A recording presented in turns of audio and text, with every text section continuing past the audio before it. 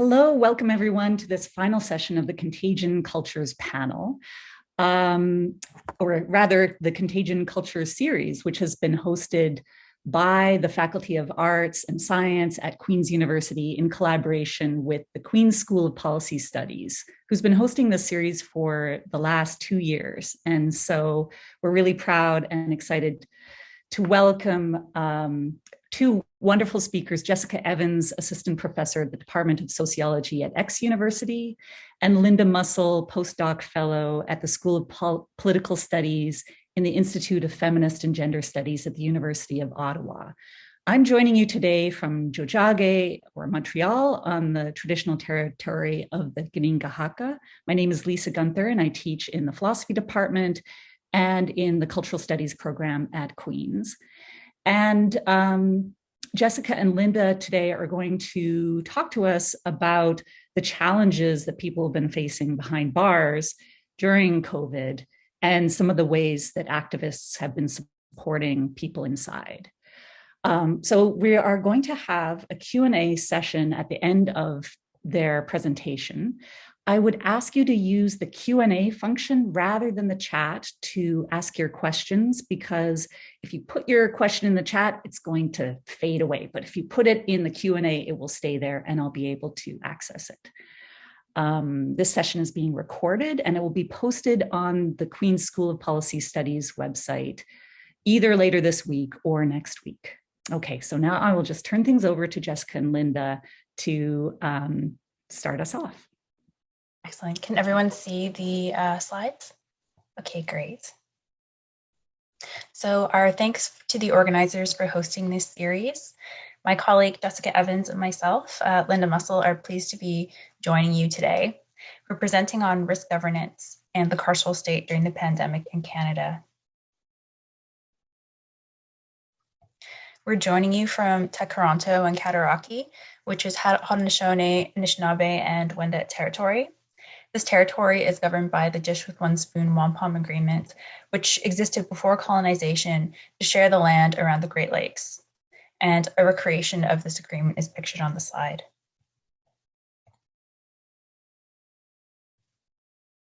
So today we're going to be talking about the state management of carceral spaces, mainly Ontario provincial and federal prisons during the pandemic. We're going to be focusing on the health experiences and outcomes on the inside of prisons, specifically around isolation practices. First, we'll speak to our positionality and reflexivity as non-criminalized settler scholars. Then we'll discuss the context and an overview of provincial and federal prisons in Canada. We'll state our argument regarding the management of prisons during the pandemic, and then we'll speak to methods and literature. And then we'll end by discussing our findings and end with recommendations.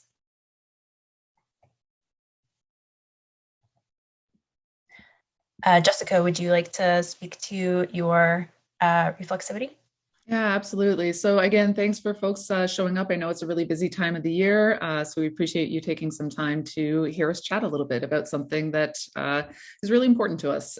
So I'm a white settler and community-based researcher. As Lisa mentioned, I'm based out of X University here in Tekaronto.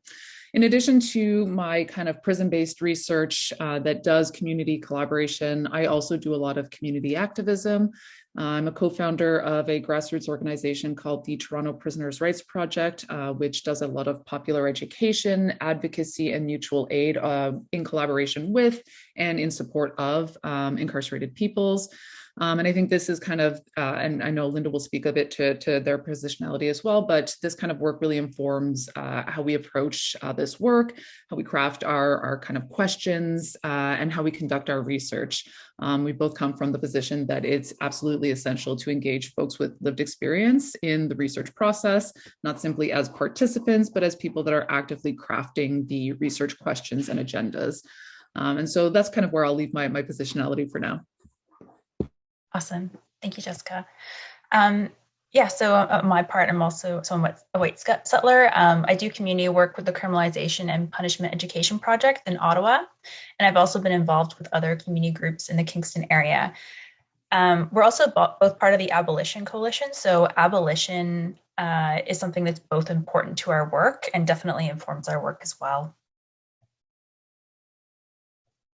I'll speak a little bit about the context to the topic that we're presenting on. So in prisons in Canada, nearly 40,000 adults are imprisoned. So this is both federally and provincially. Congregate settings like prisons are impossible to prevent viral outbreaks in. So during the pandemic, nearly 12,000 COVID-19 cases have been linked to Canadian prisons. And this is cases amongst people who are imprisoned and then also staff.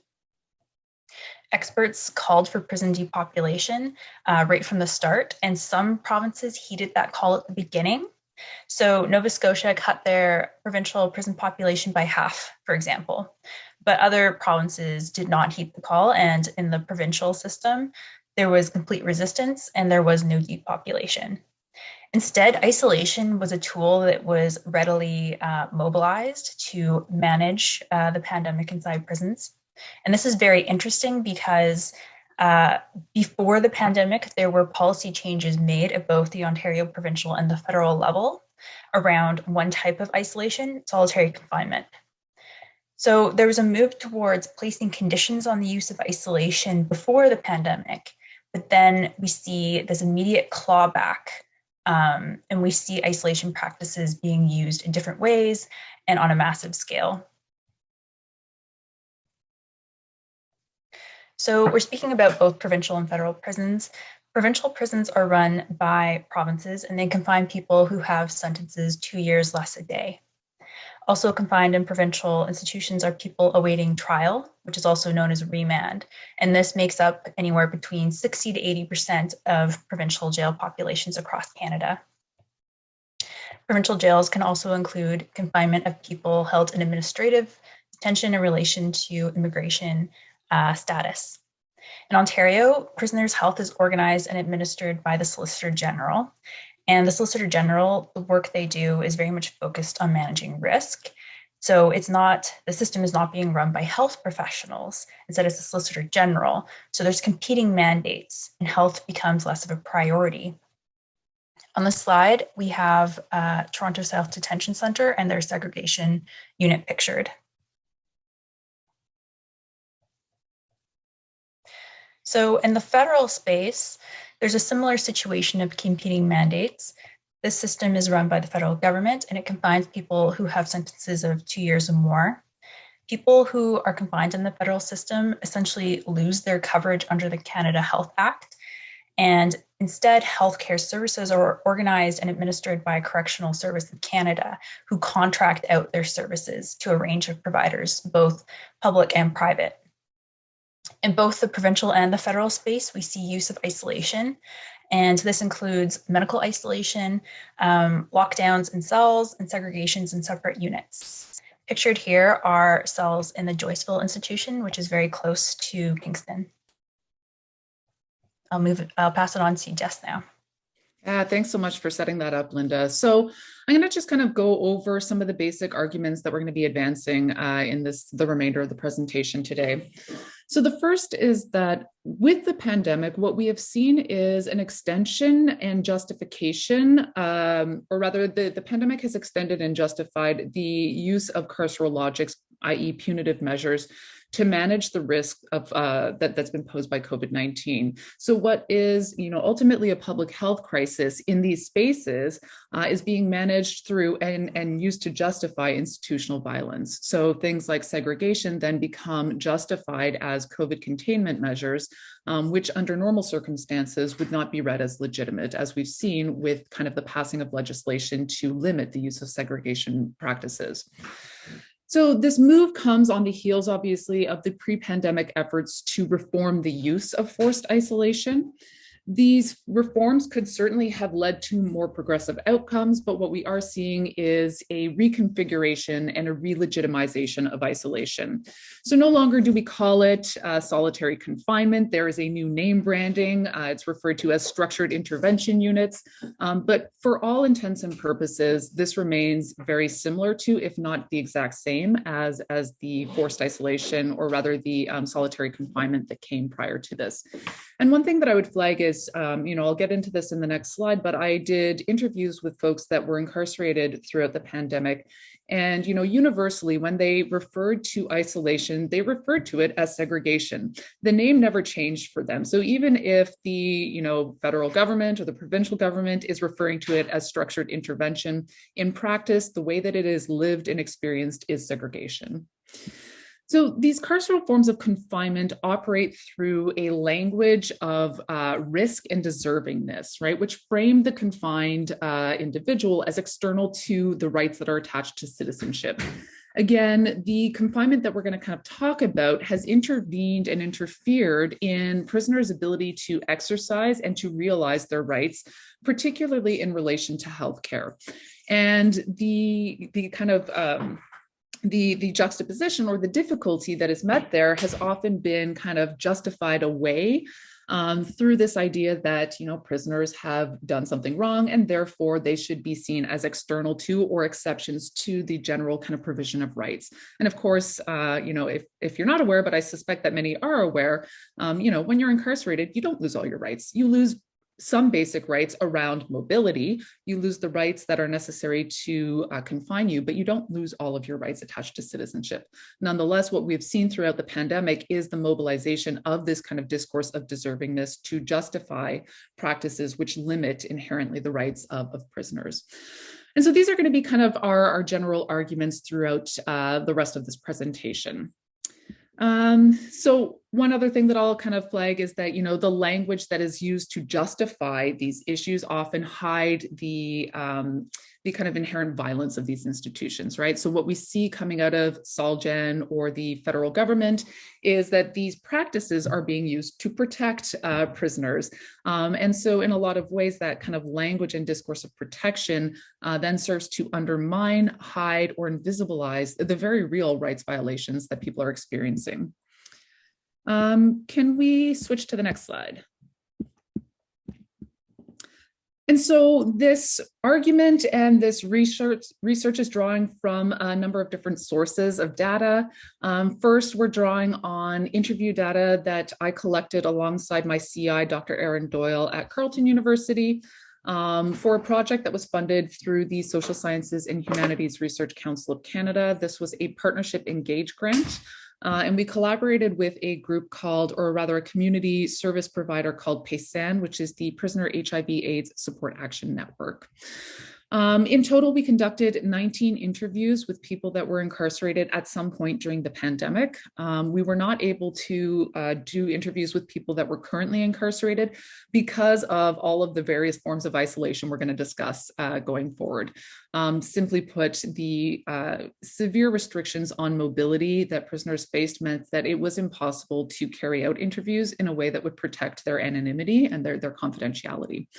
And so in total, we interviewed 9 people that had been in prison, either at the federal level or in jail at the provincial level throughout the pandemic.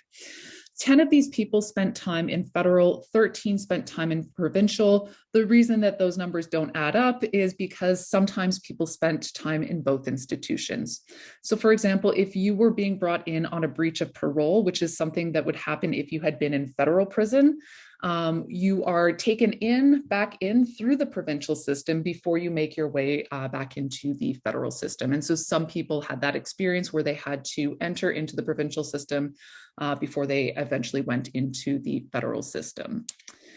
We also conducted a thematic discourse analysis using themes of risk governance, isolation, deservingness, and citizenship to analyze more than 130 pieces of scholarly and gray literature.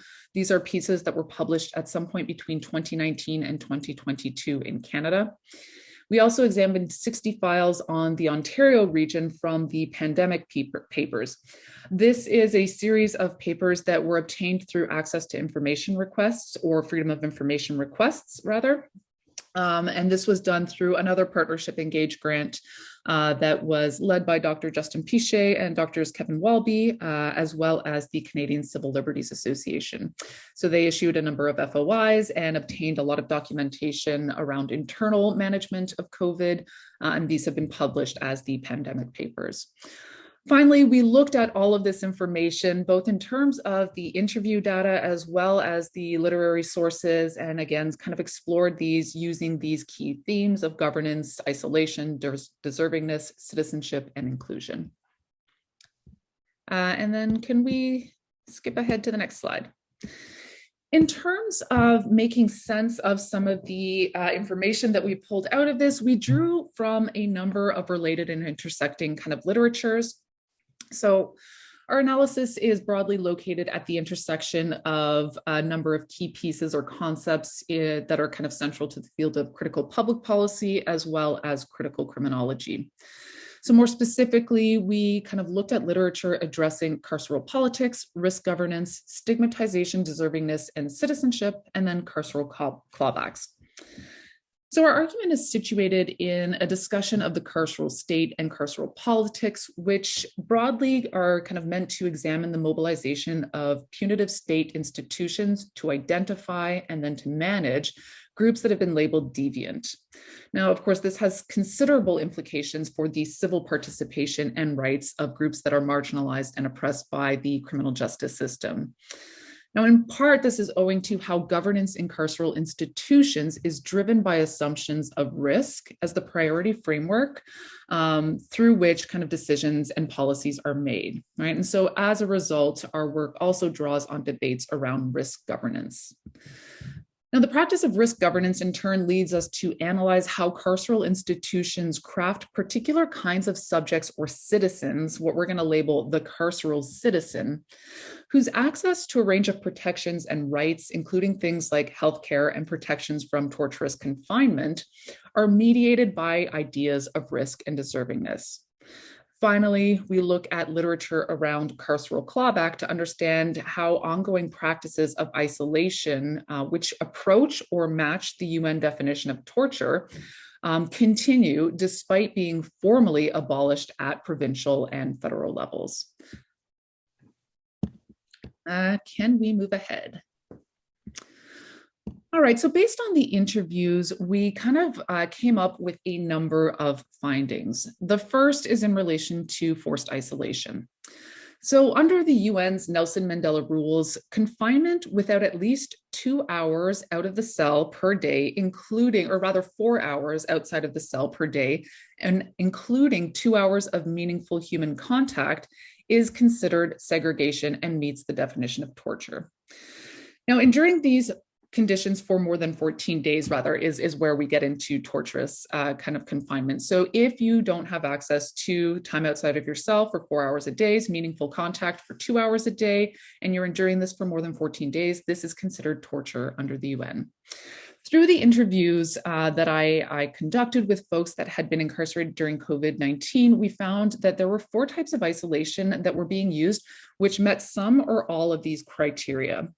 So the first is quarantine. Quarantine was a standard practice in both federal and provincial institutions. And what this amounted to is when you entered an institution, you were under a strict quarantine for 14 days. That quarantine, in theory, allowed you 1 hour outside of your cell per day, but in practice, many of the people that I spoke to said they would go 3 or 4 days without access to phones, showers, clean clothes, and so on and so forth.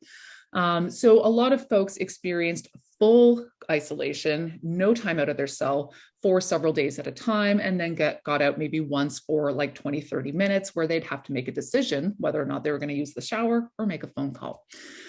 Now, in situations where someone was in this 14-day quarantine and let's say a new truck came in with new people that were admitted, sometimes those new individuals would be placed in cells with people that were already partway through their quarantine and they would have to restart the quarantine. So in practice, some people spent 18 days in quarantine, for example. The other situation that we saw a lot was if folks were going into the federal institutions, they first had to go through a 14-day quarantine in provincial, then they were transferred to the federal system, and then they spent another 14 days in quarantine in the federal system. So what you ended up having was 28 days of quarantine. The second thing that we saw quite a bit of is lockdowns. Lockdowns are a regular occurrence in almost any carceral setting. It is a practice whereby people are confined to their cells when issues of security are being kind of assessed as a risk. So if there is a failure in equipment that can be framed as a risk situation, then we might see a lockdown. If there is a shortage of staff to manage people that are outside of their cells, we might see a lockdown. There are a number of reasons that we might see lockdowns. Throughout the pandemic, we saw an abuse of lockdown in a lot of ways. This was because there were difficulties in managing populations and making sure people were social distancing, but also because of a number of kind of staff shortages, again, owing to COVID-19. So again, people reported being on lockdown for 7 days, let's say. They would have one day where they weren't on lockdown, and then they would re-enter lockdown for another 8 days or something like that. Again, formally, when you're in lockdown, you should be getting at least 1 to 2 hours outside of your cell. In practice, this did not happen.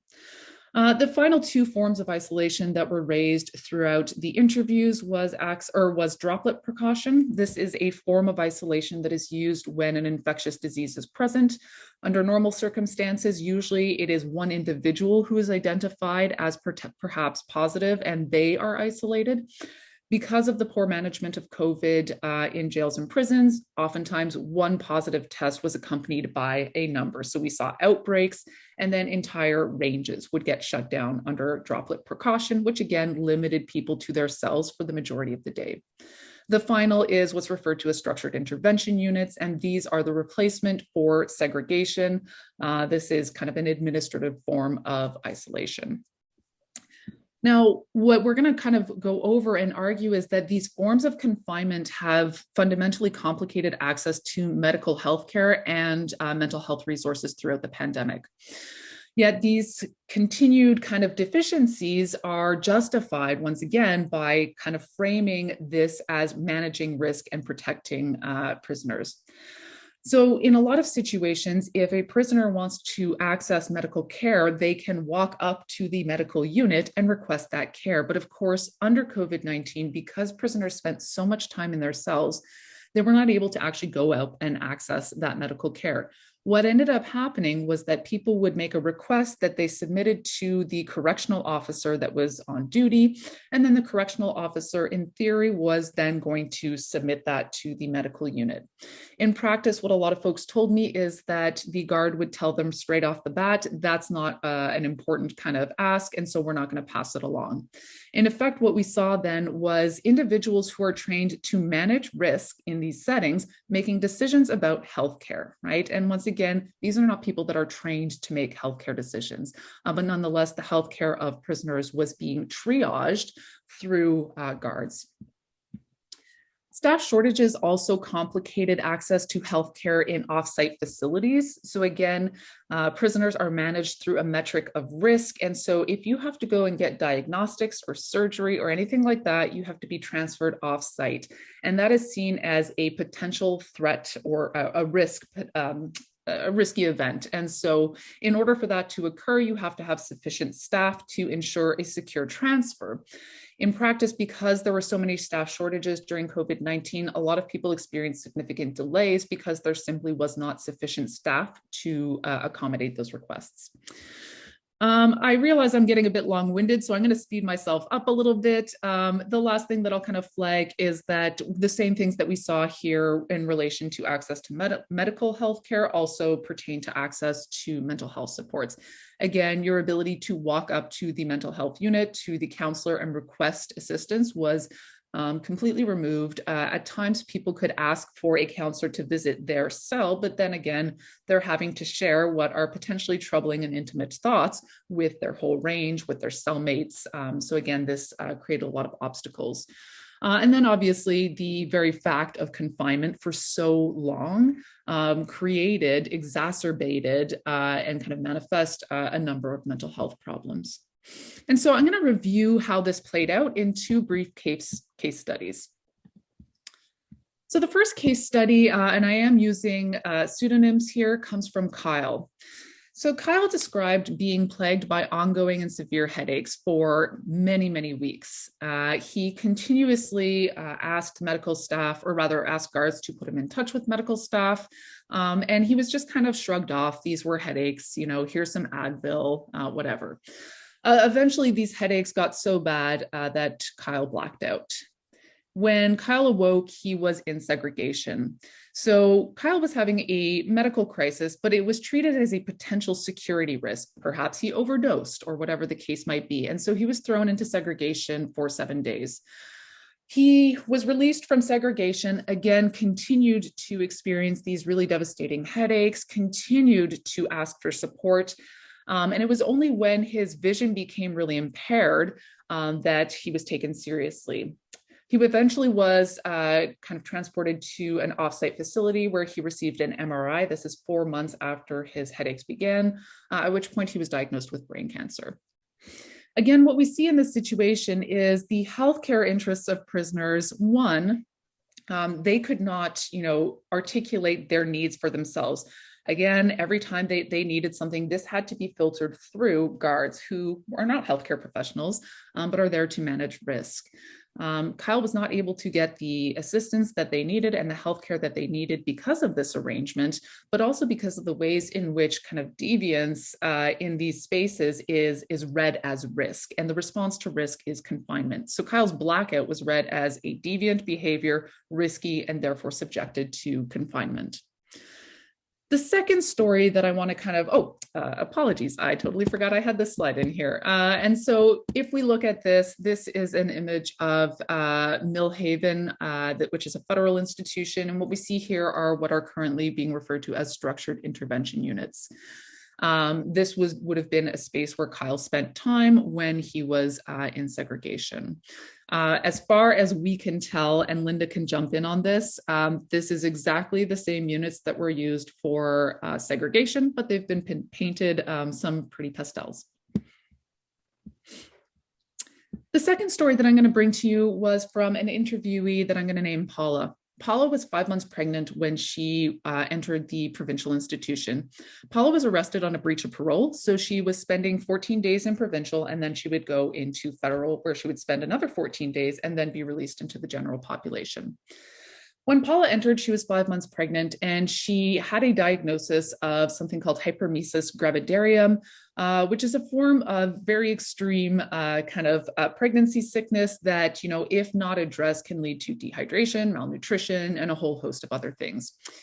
Paula described to me being violently ill the whole time that she was in quarantine, and again, flagging for her guards that she has this pre-existing condition, that it is diagnosed, and that she needs medical assistance. She requested medical assistance several times throughout the 14-day quarantine in provincial institutions, including towards the end of her stay requesting an ultrasound because she was no longer feeling fetal movement. She was routinely denied this ultrasound, saying that, you just have morning sickness, get over it, but also because there was not enough staff to bring her off of the campus and to a facility where she could get an ultrasound.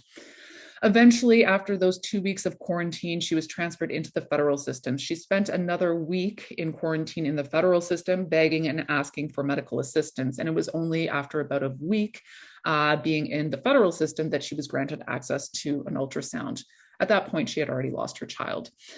Again, what we see in this situation is, a lack of ability to make arguments and decisions for oneself, a lack of bodily autonomy. In all of these situations, what we saw were people asking for assistance, but that assistance being kind of mediated and triaged through guards who, again, are primarily concerned with issues of security and risk. And so this is a picture of a federal infirmary. This would be a space that Paula would have spent time in after she was eventually brought to a hospital to deliver her stillborn fetus. And so I'm going to turn it back over to Linda for some thoughts on our discourse analysis. Thank you. So analyzing the literature provides some additional insights into the operation of power by looking at the language and the imagery and the stories that are told within those documents. So essentially in the government documents we examined, they're trying to set the story as solitary confinement, so confinement longer than 14 days without the requisite time outside of cell, as no longer existing. And this is especially present at the federal level, but also at the Ontario provincial level as well. Essentially, in terms of the kinds of things they were doing around during the pandemic were all seen as maintaining good order.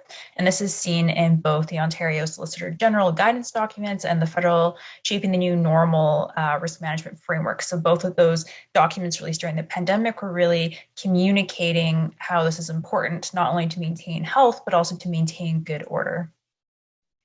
And there was very little data really made available aside from what you could get through Freedom of Information requests. And the information that was released was very much using some of the language around the healthcare system of, heroes making unacknowledged sacrifices to protect public safety. And we think this lack of data, and then also this very heavily curated data, was part of crafting expectations and deflecting criticism.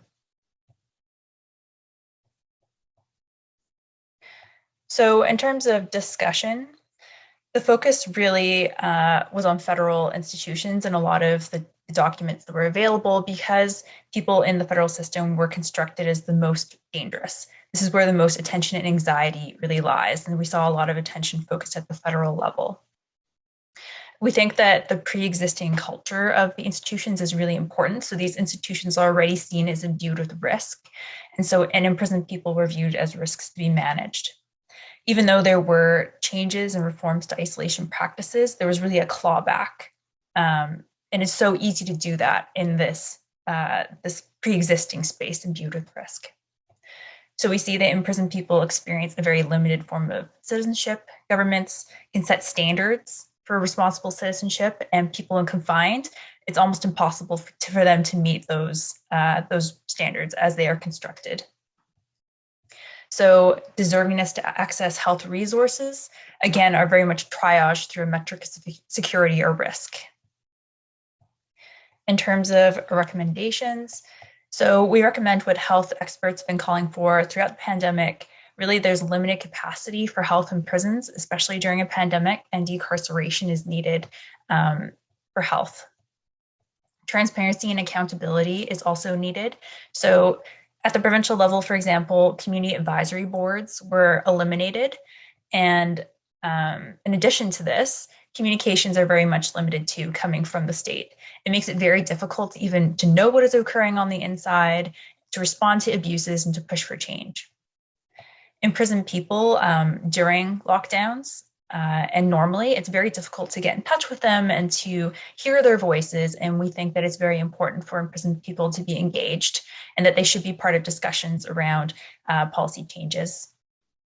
Future research, we think, really must center participatory action research, as Jessica undertook for this work. So that means working with and not about people. We also think more work needs to be done looking at lockdowns, isolation, and segregation, especially in the provincial level and also at the youth detention level, where there's not very much work. And people are trying to create change, and we think that it's important to amplify voices of resistance. So for example, people on the inside had hunger strikes, they went to the media, they filed grievances, and this was all despite institutional retaliation and the danger that could present to them. So that is our presentation. Thank you so much, and we welcome your questions. Thank you so much to both of you. This is really eye-opening and enlightening, and thank you for your research and for sharing it with us today. So if you have any questions, please put them in the Q&A. I have so many questions. And one of the things, I'll just start us off, one of the things that I want to pick up on is the banner that you shared in that last image. Prison health is public health.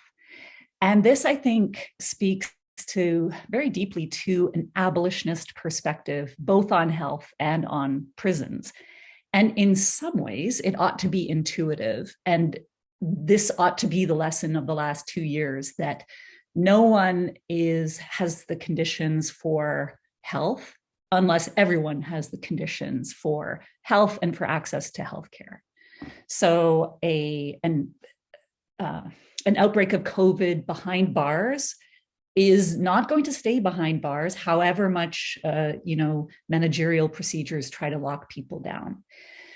And yet the rhetoric of deservingness often both with respect to people in prison and more globally, often distributes care in ways that actually undermine all of our health. So I wonder if you could speak to that connection between public health and prison health from an abolitionist perspective, broadly speaking. Anyone, either of you. Yeah, I can jump in a bit and then I'll pass it off to Linda. I mean, I think one of the reasons, that happens is not only because of the rhetoric of deservingness, but because there is, for all intents and purposes, there is this presumption that prisons are these isolated spaces, right? Like they just sit on the edges of our communities, they're locked down and nothing can come out of that. This kind of maps onto how these spaces are distributed as well, right? They are geographically on the outskirts of urban spaces.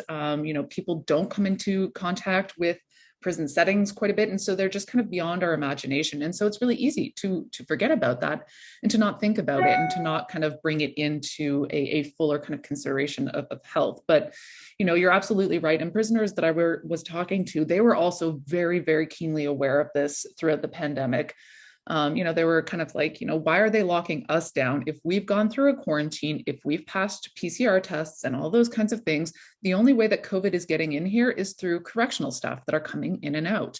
And so, implicitly, they were flagging the very intimate relationship between, the prison and the broader public. And this is true in any number of ways, right? I mean, certainly the pandemic is one thing, right? If we have outbreaks in, an institution just outside of Kingston, for example, surely a city like Kingston, where there are a lot of people that are working in corrections, well, that outbreak is going to manifest in community. But there are other things too, right? Like if we don't support the mental health of folks inside, the majority of folks that are inside are once at some point in time going to be back in community. And so those unmet mental health care needs then become issues for the community. The opioid crisis, addictions, all of these things. And what it does is, one, it certainly not threatens, but it impacts the broader health of the community. And two, not meeting the needs of people as they develop, all that means is that the financial burden on the public healthcare system is going to be greater in the long run, right? We're not addressing needs when they manifest, and so they're going to get bigger and bigger, and then people are going to be out, and we're going to still have to deal with that. And so, yeah, I mean, I think the pandemic has been one thing that we can hopefully, those of us that work in these circles, it's, I think, a more visceral manifestation of this idea that prison health is public health. And I think a lot of people that are otherwise close to these conversations, I think that they can be convinced a little bit based on the pandemic experiences, because it's something that everyone can kind of, identify with. Jessica did a great job answering that. I'll just be super brief. I think the othering which occurs around prison spaces is very strong. And even though imprisoned people are part of our community, they're very much seen as separate and also like beneath. So instead of viewing public health as something that we all are contributing to and all should be benefiting from, there's this very much like a complete othering. And I think there's also impacts on people who are coming out and not being embraced in. So in some of the literature, there was descriptions of people trying to access housing or employment, especially coming out of the provincial system and being seen as even more risky during the pandemic because of the stigma placed on prisons as places of outbreak. Yes, that and the whole kind of rhetorical or metaphorical dimension of criminalization as contaminating in some way just exacerbates that and deepens that stigma. We have a couple of questions in the Q&A. This one is from Boyd. A sensitive question about research methods. A professor of mine once did research on educational attainment of convicts. He and his colleagues found in their research that prisoners were not always honest about themselves in interviews. How do you deal with the trust level in your interviews with prisoners? Yeah, so I can speak a little bit to that. I think the first thing that I would kind of flag is, again, this idea of participatory action research. So when I did the interviews and when I crafted interview questions, I had hired former prisoners as research assistants. And I also had a former prisoner that was on as a collaborator for the grant. And so they really worked with me to kind of, or we worked together to craft questions in a way that would be accessible, that would be inviting, and that would, I think, like part of this is, how you set up the kind of stakes and how you then kind of, conduct the interviews so that people are interested in kind of giving the full story. The other thing that we did is we had those same research assistants were with me on the interviews, and eventually were conducting the interviews by themselves. And I found that, looking at the recordings of the interviews that I was there, and then the interviews where it was just my former prisoner RAs that were there, they opened up wildly when I was not in the picture. And, I think the veracity of what was being said in those spaces, I don't personally doubt it, especially because it was confirmed and reconfirmed by every single interviewee. No one told me a story that wildly differed from any one individual. And so I think, those are some things I would say. And then I guess I think the other thing is it's important to be, I don't know how to say this precisely, but I think, the kind of questioning the veracity of what prisoners say, I think that is wrapped up in a lot of rhetoric that is not useful, a lot of rhetoric that is based on, again, these ideas that prisoners are not deserving, that they are risky, that they are manipulative, or whatever the case might be. And I think it's important to kind of approach this assuming that people are telling me the truth, especially when it's around issues like their healthcare and those kinds of things. And the final thing I would say is that, these folks were outside, so they had nothing to gain by telling a different story. It wasn't going to alter their position in these spaces. They were already out. Thank you for that. Margaret has a question. Thank you for this informative talk. Could you speak a bit more about the suspension of community boards, if I understood that correctly? What was the rationale and how extensive was this suspension? How were friend, family, lawyer visits managed during the pandemic? So provincial community advisory boards were essentially completely eliminated in Ontario, and they were small boards that were comprised of people in the community appointed by the province in order to be kind of like a checks and balance. So they could meet and ask questions about what was occurring, and essentially they were eliminated. In terms of the rationale, I believe it was probably cost. There wasn't very much information released around the elimination of these boards. And if you go onto the Ontario Provincial website, they still have a link to click on for more information. So it's very interesting how they were eliminated without a lot of information. In terms of visits, so visits were eliminated. That's part of the issues in communicating and hearing what is occurring on the inside. People were not able to go inside, and that included volunteers as well, advocates. So visits with lawyers was done over phone. And of course, there were issues of people accessing phones if they were confined to their cells and only had 20 minutes to an hour out per day, or not even that per day. I understand that some visits with family have resumed, so in the provincial system, and I believe they've picked up in the federal system now. At least they were in private family visitation, but in terms of the amount of other people, like volunteers coming in, that is not at all on the same level. So I was volunteering inside Bath and Collins Bay, and the volunteer work I was doing has not resumed yet. Do you want to add anything, Jessica? I might just add very quickly in terms of I mean, everything that you said, bang on. But one thing that I found in the interviews that came out and that just kind of blew my mind was that folks in the provincial system, again, the majority of them are awaiting trial. They haven't been sentenced. And so instead of even video court, what we saw happening was guards would bring a flip phone style cell phone to the cell hatch and put it on speakerphone, and that's how you would attend court. And so, I mean, just imagine, there's all the noise of what's going on in the background. Two, you're on speakerphone. You cannot kind of communicate visually with the people that are making assessments about you. And of course, that has an impact. And then, three, everyone else in your cell knows your business, which I think should be private.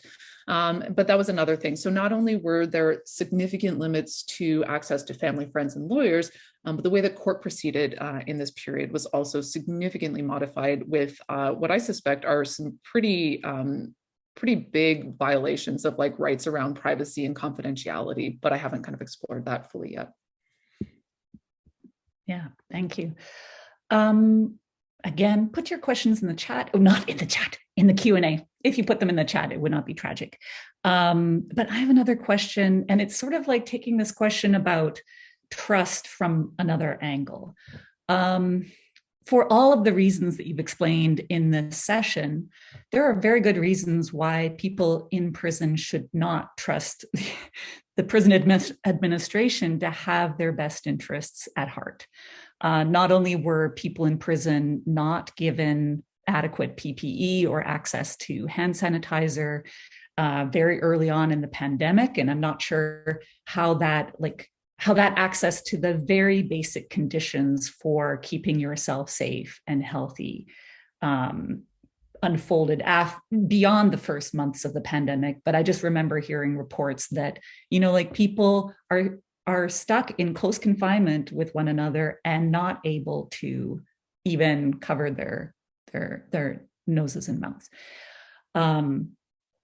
And also the ways in which people who don't have the knowledge to make health assessments are put in a position of authority to make health assessments. So one of the things that I have heard, and I wonder if this came up in your interviews, is that some people in prison are a bit skeptical about receiving vaccination from prison authorities, and for very good reason, not only in this short term of the pandemic, but also in the longer term of people in prison being experimented on for medical purposes in ways that are directly detrimental to their health. So has that come up as an issue, vaccine hesitancy, and what do you think might be a path to addressing this in a way that could actually, if not build trust in an institution that has proven itself to be untrustworthy, at least improve and support the health of people in prison? Yeah, so that's a great question, and it's something we definitely asked folks about. And yeah, I mean, there was a good deal of vaccine hesitancy in these spaces. And when I asked folks, first I wanted to know like what access looked like to vaccinations, and they said, it's pretty good. Like we could get it if we wanted. And I was like, okay, cool. Where did you get information about the vaccination? Oh, they didn't give us any. They just kind of asked us, do you want the vaccination or do you not want the vaccination? And couple that with the fact that the only access to information from the outside world that people were getting during this period was like a stream of like CP24 or something like that. So they were seeing all of reports about, during the early phases, AstraZeneca and potential blood clots. But they weren't given access to like a variety of sources of information. They weren't provided with any kind of pamphlets explaining the potential risks. It was just a very quick, like, do you want this? Do you not? Vaccinations can happen on this day. If you want it, line up here. And so one of the things that, folks were saying, and certainly that, a lot of community organizations were also kind of advocating for, was the need to bring in community members, members of specifically certain overrepresented communities like Black and Indigenous folk, and having them come in to speak through the questions, concerns, and so on and so forth that's being raised. We didn't see any of that, and especially because of, like Linda mentioned, the restriction on any kind of visitation. That was not seen as possible, but it certainly would have, I think, improved uptake. But I mean, yeah, people have a lot of reason to be hesitant, and without access to adequate information, that just continues. Another thing that I just, in line with the vaccination thing that I wanted to flag, is because there's this distinction between healthcare systems. So SolGen provides healthcare to provincial prisoners. What we saw was people that did get vaccinated inside, when they were released, did not have access to a vaccination the certificate, or they had difficulty accessing those. And because it was not synced up with the Ministry of Health and Long-Term Care, it wasn't an easy fix. And so people were released and then were denied access to a range of public spaces, libraries, housing, jobs, all sorts of things, which again just added to their construction as risky, right? They did the right thing, they got the vaccination, and they still couldn't verify that. And so, it really impacted their ability to meet the requirements that were placed on them to be good, constructive citizens upon release. Thank you. Linda, did you want to say anything? So in some of the freedom of information requests, they show some of like the handouts that they eventually created. And some of the language wasn't the most accessible, and they used kind of like a clip art cartoon, which is kind of like, I don't know, it wasn't necessarily the most like engaging kind of material. And for people who might have different forms of, levels of literacy, it may not have been the best way for them to get information either. So just agreeing with what Jessica was saying in terms of the amount of information and also where the information was coming from was a place that definitely could have been improved on. So Jessica, what you were saying about people not having, secure access to vaccine passports, even if they got the vaccinations, and then having their access to public spaces regulated and being kind of like framed as risky, makes me think about the tension between, or is it even a tension between, risk management and the rhetoric of deservingness that ran through your presentation. And you mentioned this concept of carceral citizenship, and I'd love to hear more about that. Because it seems to me that, like, on one hand, when we look at both policies and practices in prisons behind bars, we see in very stark terms this deployment of risk governance and this distribution of access to the basic conditions of life based on assessments of deservingness. But that is the logic of neoliberalism outside of prisons too. And it speaks to one of the many ways that even if someone has never set foot in a prison, there's so much to learn both about, like, from the experience of people who have had to navigate that institution and about the way that institution works and kind of distributes the basic conditions of life.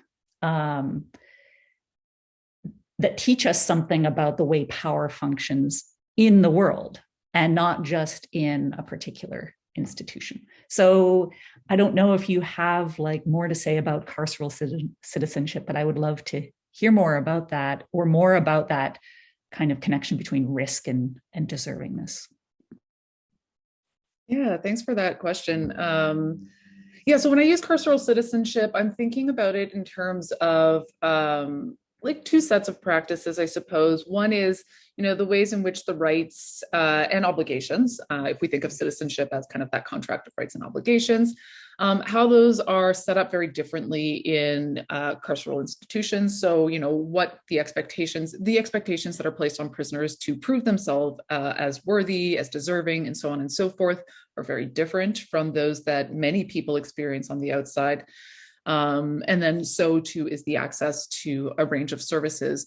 And I think the concept also allows us to kind of understand how that then follows people out into the community, right? That lack of access in that first place and the expectations that are very different don't disappear when someone is released back into community. That process leaves an imprint on people, so that you have people pass through this system that then carry like the imprint on them for a very long time. And, it's usually only if you kind of occupy a certain level of privilege, kind of structurally, that you're able to kind of shed that kind of imprint. But I think you're correct in like kind of identifying that there is, under neoliberalism and under capitalism in general, a kind of meeting out of resources and rights and responsibilities that is quite differential. And that, a lot of people are experiencing analogous, I would suggest, not the same kinds of restrictions or restraints. And I guess the one thing that I would kind of flag is that for me, one of the differences is, and this came up when I was talking about some of this findings in another place, particularly around Paula's story. Someone asked me, they were like, well, sometimes it takes a long time for me to get access to an ultrasound. What is the difference here? And, I think for me, the difference is when you go to access an ultrasound in the public, your wait time is not dependent on how you present as risk, whether or not there is enough secure apparatus to provide you access to that, and so on and so forth. And so I think, where I make the distinction, I think there's a lot that's analogous, but I think when we're talking about carceral citizenship, and perhaps we could look at, immigration detention in a very similar vein, but I think it is the way that ideas of risk and security intervene with access to those rights. That becomes a key determining factor to me. But I'll pass it off to see if Linda has anything she wants to add too. Sure. I think one key thing in addition would be how visible people are made as carceral citizens. So certain people, especially racialized people, people with various health sorts of conditions or where they're living are made more visible, and how they're followed both within the institution and outside it and across different institutions too. So we're in a housing crisis right now. Certain people are more vulnerable to becoming homeless, and those kinds of conditions, that porousness between having a home and being homeless, I think makes people even more visible as carceral citizens. Yeah. Something that came up in your part of the presentation, Linda, that really struck me was this, the name of this report, Shaping the New Normal. And it's just like such perfect kind of bureaucratic rhetoric. But there's been so much talk about and debate between, okay, should we rush to get back to normal? Or is the normal, the pre-pandemic norm, something that we should not rush to reinstate? In fact, that normal is something that needs to be transformed, and the norms that shape it, including these norms of who deserves housing and who does not, who deserves a job and who does not, who deserves PPE and who does not. And so I wondered if you could say more about what is at stake in shaping the new normal, and how we might, think in alternative ways about maybe beyond the normal and and the normalization of these neoliberal carceral divisions between people who deserve care and people who we're going to say are receiving care, but actually they're that's only under the conditions of coercion and control and punishment. We have about 2 minutes left. So I know that was a huge question, but perhaps just a brief answer from both of you. I'll be very brief. So when I was reading that document, I immediately was struck with how the practices that are occurring are being labeled as normal and the new normal, so a continuing normal. So there's no return to what was before, and that this is acceptable as the normal and that it will continue. And I was also struck by how this is occurring in the Ontario provincial space, but there's less material where they're acknowledging this, but they're still claiming this is the new normal and that it's fine and dandy and this health is possible within this normal. Yeah, I guess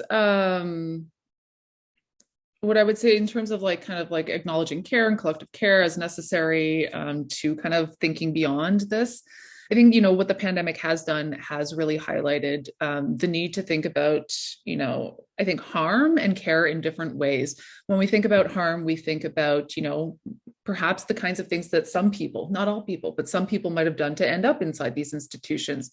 But of course, there's so much systemic and structural harm that happens that led to the outcomes of this pandemic being as severe and significant as they were. A lack of access to affordable housing, nutrition, livable incomes, all of those things compounded the effects of the pandemic. And so I think the pandemic has highlighted the fact that we don't collectively care.